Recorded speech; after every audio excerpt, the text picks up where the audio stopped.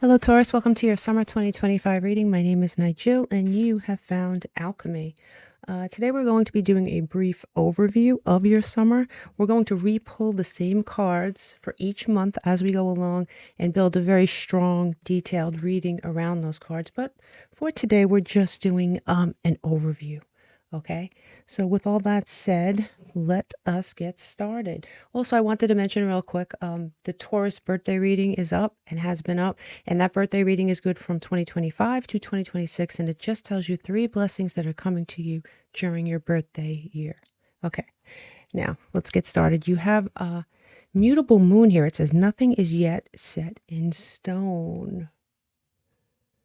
So things are up in the air. Mutable moon. You might have to adapt emotionally, right? Moon rules our emotions. Mutable means, the power to adapt, power to change. Also, the new moon in Virgo is August 22nd. So that's an August. It doesn't have to be exactly on that day. Moon energy bleeds backwards and forwards. And so around that time, you have the new moon in Virgo, which is a mutable moon. And that, at the end of August, at the end, November, I can't speak. August 22nd is the actual day. And so at the end of August, you might experience something along the lines. It might be an important time frame. Okay. You also have Pluto here, and this is number 22 in this deck. And Pluto's gotten a lot of talk time recently, right? Because of the Pluto and Aquarius thing. And if you don't know about it, I don't want to get into the weeds with it, but you can Google it. It's pretty fascinating. Google Pluto and Aquarius the last time this happened. You might be surprised in what we can expect, all of us.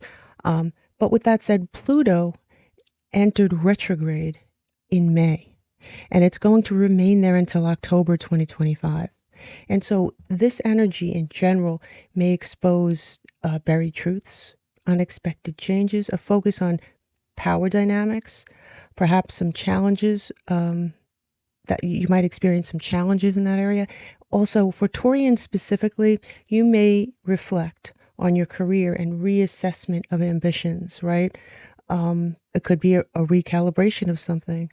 This retrograde is burning in your 10th house, Taurus, encouraging you to lead and grow and do all the things. So really nice energy for you. So you do have I am brave. It is time to move on from the old patterns, habits, and wow, we kind of just talked about that. You're going to have to be mutable to take advantage of this time, this summer. Be changeable. Taurians are very fixed, very fixed. I'm a Taurus moon, very fixed. Brick walls sometimes, okay? And I've seen it in your readings over and over and over again. If this is not your first time here, this is not your first time hearing it. You usually get the Hierophant in reverse somewhere in your reading, and that is thinking outside your box, doing things differently than you have done them, even though it has always worked for you. So it does say it's time to move on from old patterns, habits, and fears. Now is the time to walk in the direction of your biggest desires and ambitions. Now is the time to be bold and brave. And number 77 breaks down to a number 5, and a number 5 rules Mercury. So it is more it all is more mutable energy. Mutable is like your key word almost for the summer here. So just please keep that in mind. You have protection, which is really nice to see. And it says strong protective magic for the family and the home. Whether you believe in magic or not, you have whether it's whatever your belief system is, whether it is God, Jesus, the angels, the law of attraction, karma, your ancestors, whatever it is, you are protected somehow. And that has come out in your readings over and over again too. Not that specific card, but either a charm or something comes out, this protection from the other side of the veil. You do have the Lovers here. And this represents partnerships, duality, union. And the fascinating thing is this is more mutable energy. This is Gemini.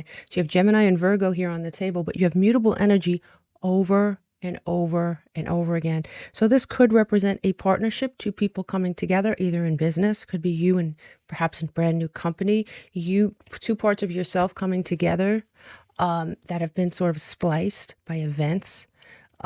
This also obviously could be a relationship that happens this summer, and really nice energy. But what I continue to note, let me see if I could, give me 1 second.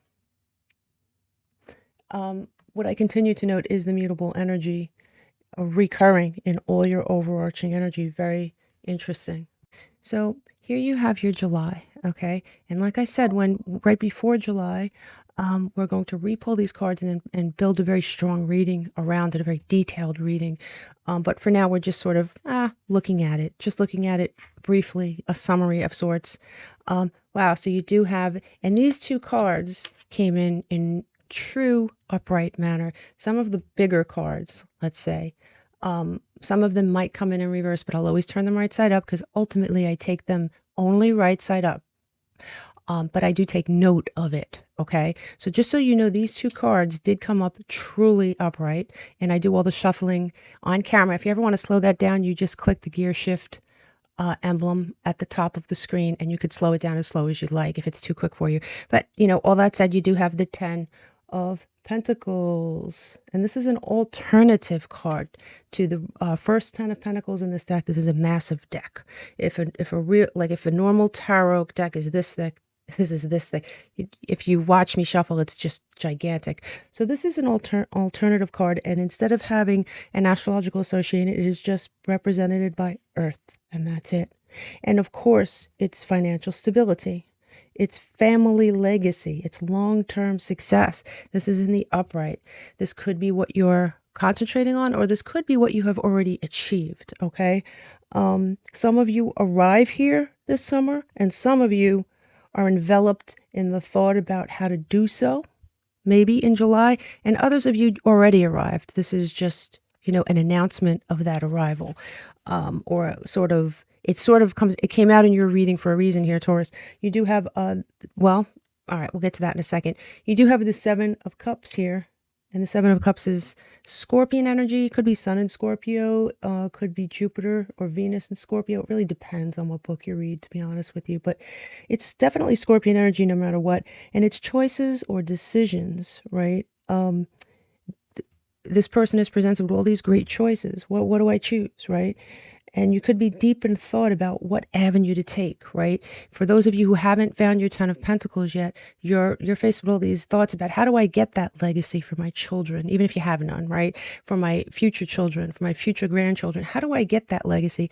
And others of you may have achieved that already, and you're looking at, well, what do I do next? You know, I don't know any Taurus people who, man, I don't know. I see a lot of astrologers say Taurus people are lazy, and I have yet to meet a lazy Taurus, you know, honestly. And yes, they're stubborn. Yes, they can be formidable. Yes, they love the finer things in life. And, you know, they're not going to sit around on a bed of nails when they don't have to. And they rest when they can. But man, they're just not lazy, not a lazy sign. Okay. So you do have here the the Page of Wands. Now this particular card came in reverse, and as I told you, we don't take these in reverse, but we take note of them. And this is Mercury and Sagittarius, and the Page of Wands in general represents a new spark, right? But being that it came in reverse and we ultimately have it upright, you may waffle about sort of stuck in between being, well, look at these cards, right? I don't mean to jump ahead, but you may waffle between these two feelings, right? You may waffle between being resistant to change or a little guarded, you know, a little guarded or resistant, or AKA stubborn, and you waffle between that and having this excitement about this. Like, wow, this is really ultimately very exciting, because Wands is excitement, optimism, fire energy, right? And this leads you into the Queen of Cups energy. And this is in the true upright here in your reading. A lot of people believe this is Moon in Cancer energy. This could represent a person, whether they're male or female. Don't get hung up on the sexes on the cards. This could represent somebody, because she is offering a cup, and she is a queen. This isn't like this isn't a person who offers their cup lightly, right? It's not a page. It's not even a knight. It is a queen. And so her cup is valuable. Her cup, she knows, she differentiates between what she offers, you know, who she offers it to. She doesn't offer it to anyone. She's not the fool. She is a queen. And so this is a really nice connection for you, whether this be a man or a woman. And if this is work related here, Taurus, this could be an offer of some kind. It could be one of these cups up here, like, what do I do? Right? I see this new opportunity. I don't know how to feel about it. I'm kind of stuck. I'm relatively happy where I am. So I don't know. Should I take that chance? Right? Taurus generally don't like to gamble. Really, when the stakes are too high, they tend to play it more safe. So let's just see. And here we go. There's your Hierophant in reverse. My God. All right. So you do have here an Ace of Cups. And there you go. This is someone offering you a cup. And now, like I said, this could be a love relationship because even the Ten of Pentacles could be long-reaching abundance with another human being. What is abundance to you? It doesn't have to be money. It could be everything, right? It could be something to grow old with. This is definitely growing old with energy, whether this is money or whether this is a relationship. But if this is a job here, this is something that is being offered to you in love. This is a good opportunity. It is. And it's not to say that where you're at isn't good. So maybe that's why, because the Seven of Cups could be a little confusing, right? It could be. But you have here, coming up next, you have this Taurus energy in reverse that seems to happen in every reading lately that I do for you. So this may be channeling the same group of Taurians. It's really weird. But you do have the Hierophant in reverse. The Hierophant is the way you've always done things. You have laws, you have rules. And it's not to say that you're following someone else's laws. You know, it's more like, this is the way I do things. This is what has always worked. This is what I'm comfortable doing. And in order to get to this, you're going to have to sort of change that. And I've said it in every reading. So you have this Ace of Cups energy. You have you turning around and perhaps approaching this situation differently. And then you have something of value here. And you have two aces on the table. So for those of you that are looking for a new start in business, a new lucrative way to make money, or a new goal, even if it has nothing to do with money, let's say you've achieved all your money already and you need a new goal. This could be a new goal.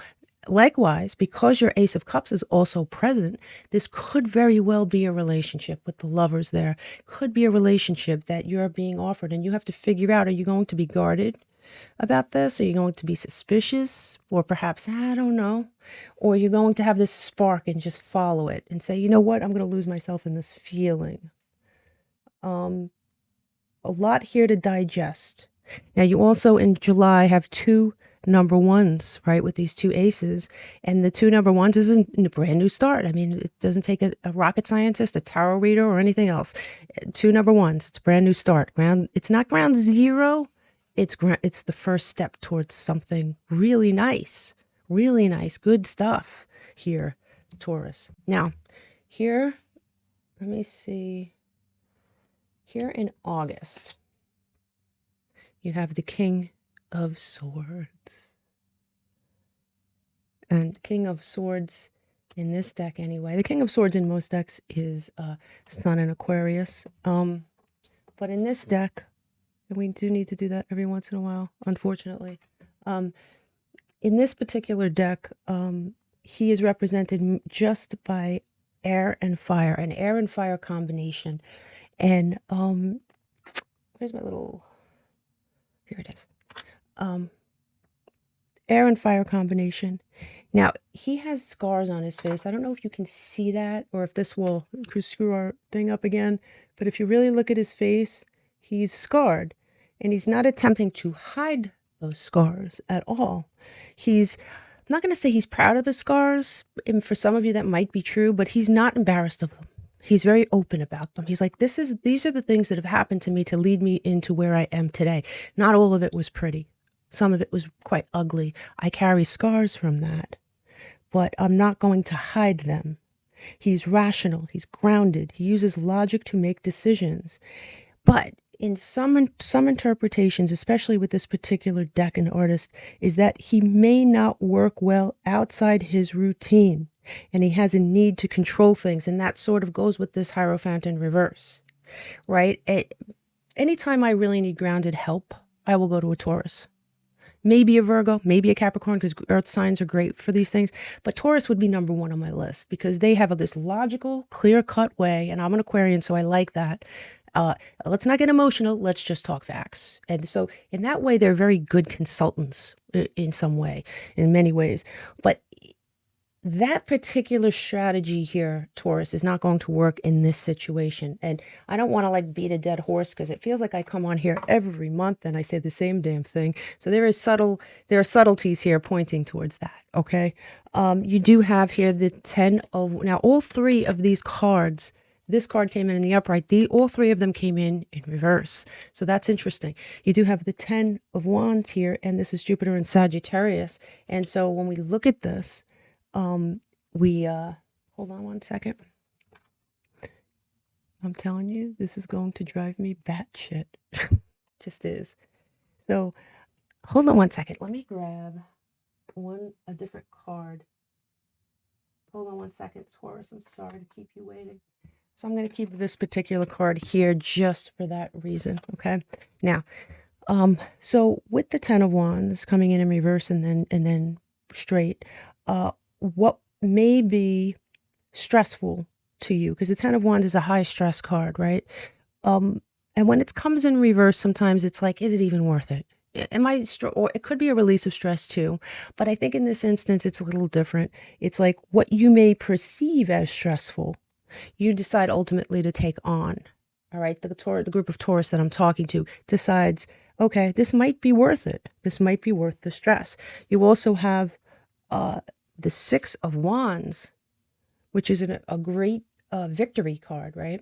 It is a great victory card. Like I said, these cards came in reverse initially, and that's Jupiter and Leo energy. And what feels like a failure, or initially feels like, hey, that's a losing hand. I don't think I want to be a part of that because it logically, it doesn't really make sense long term for me, right?